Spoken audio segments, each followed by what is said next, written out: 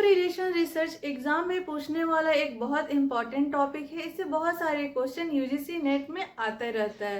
तो hello everyone, welcome back to my psychology channel. तो अभी हम लोग यूजीसी नेट साइकोलॉजी पेपर 2 की पढ़ाई कर रहे हैं। ये एक सीरीज के रूप में चल रहा है और आज रिसर्च का सबसे लास्ट टॉपिक कोरिलेशन रिसर्च पढ़ेंगे हम लोग।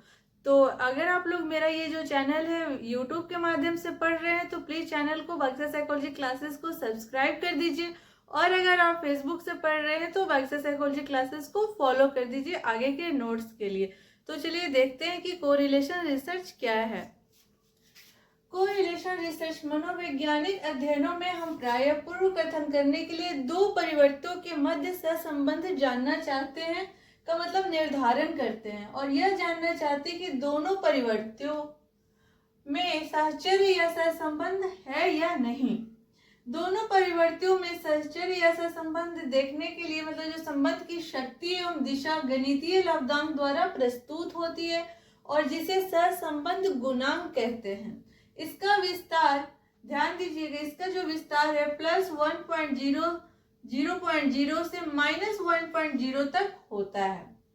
और इस प्रकार से संबंध जो गुणांक होते हैं वो तीन प्रकार के होते हैं। पहला पॉजिटिव कोरिलेशन, दूसरा नेगेटिव कोरिलेशन और जो तीसरा होता है वो जीरो कोरिलेशन।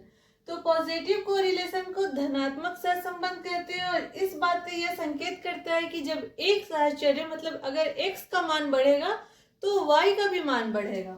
और जो दूसरा है निगेटिव कोरिलेशन, इसको हिंदी में ऋणात्मक सहसंबंध कहते हैं। यह बताते हैं कि अगर कोई x मतलब एक जो परिवर्त है उसका अगर मान बढ़ेगा, जैसे ही उसका मान बढ़ेगा तो जो y परिवर्त है जो दूसरा परिवर्त है उसका मान कम हो जाएगा।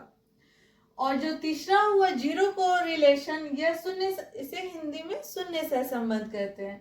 तो शून्य सहसंबंध मिलना प्रायः कठिन होता है, ये हमें बहुत रेयर देखने मिलता है। ज्यादातर हमें पॉजिटिव कोरिलेशन देखने मिलता है या निगेटिव कोरिलेशन देखने मिलता है। तो शून्य सहसंबंध जो होता है हमें कभी कभी देखने को मिलता है, काफी रेयर होता है।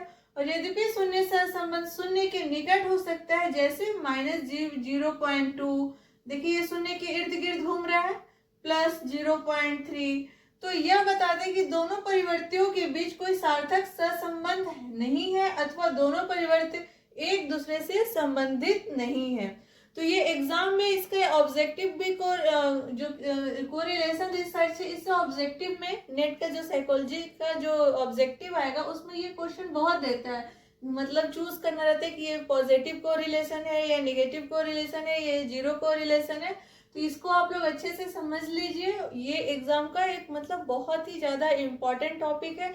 इससे क्वेश्चन जरूर आता है हर एग्जाम में, हर नेट में और स्टेट में, मतलब जो भी साइकोलॉजी का कॉम्पिटेटिव एग्जाम होगा तो उसमें कोरिलेशन रिसर्च से काफी क्वेश्चन आता है। तो ये जो है ये रिसर्च का लास्ट टॉपिक था और बहुत इंपॉर्टेंट टॉपिक था। अभी जो हम लोग नेक्स्ट कल पढ़ेंगे वो हम लोग नर्वस सिस्टम पढ़ेंगे, और नर्वस सिस्टम भी काफी इंपॉर्टेंट टॉपिक है। तो आप लोग यूजीसी नेट का जो सीरीज चल रहा है इसको रहते हैं, चाहे आपका स्पेशल पेपर कोई भी हो, मतलब पेपर 2 आपका कोई भी सब्जेक्ट हो, इंग्लिश हो, हिंदी हो, इकोनॉमिक्स हो, कोई भी सब्जेक्ट हो, लेकिन रिसर्च से क्वेश्चन पेपर 1 में 60% आता है और पेपर 2 में भी लगभग 40% क्वेश्चन जो होता है वो रिसर्च से ही आता है।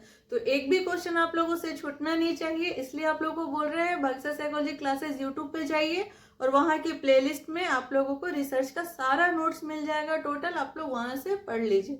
और कल का भी क्लास काफी इंपॉर्टेंट है क्योंकि कल नर्वस सिस्टम स्टार्ट होने वाला है और ये काफी इंटरेस्टिंग और इम्पोर्टेंट टॉपिक है। तो जल्दी जल्दी आप लोग बक्सा साइकोलॉजी क्लासेस को यूट्यूब वाले सब्सक्राइब करिए और फेसबुक वाले फॉलो करिए आगे के नोट्स के लिए।